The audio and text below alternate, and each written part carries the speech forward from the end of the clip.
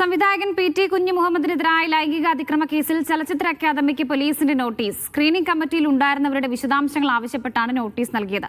IFFK സ്ക്രീനിംഗിനിടെ മുറിയിലേക്ക് വിളിച്ചു വരുത്തി കടന്നുപിടിച്ചെന്നായിരുന്നു ചലച്ചിത്ര പ്രവർത്തകയുടെ പരാതി. IFFKയുടെ സ്ക്രീനിംഗിനിടെ തിരുവനന്തപുരത്ത് ഹോട്ടലിൽ വെച്ച് പി ടി കുഞ്ഞുമുഹമ്മദ് അപമര്യാദയായി പെരുമാറിയെന്നായിരുന്നു സംവിധായകയുടെ പരാതി. വിശദമായ അന്വേഷണത്തിന്റെ ഭാഗമായാണ് സ്ക്രീനിംഗ് കമ്മിറ്റി അംഗങ്ങളുടെ മൊഴി രേഖപ്പെടുത്തുന്നത്.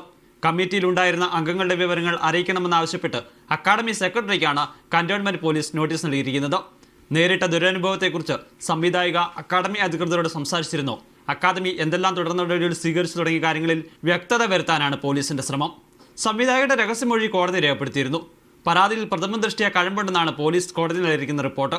ഹോട്ടലിലെ CCTV ദൃശ്യങ്ങൾ ഉൾപ്പെടെ അന്വേഷണ സംഘം ശേഖരിച്ചിട്ടുണ്ട്. മുൻകൂർ ജാമ്യാപേക്ഷയിൽ തീരുമാനമായതിനു ശേഷം പി ടി കുഞ്ഞുമുഹമ്മദിനെ ചോദ്യം ചെയ്യാനാണ് പോലീസിന്റെ തീരുമാനം. മീഡിയ 1 തിരുവനന്തപുരം.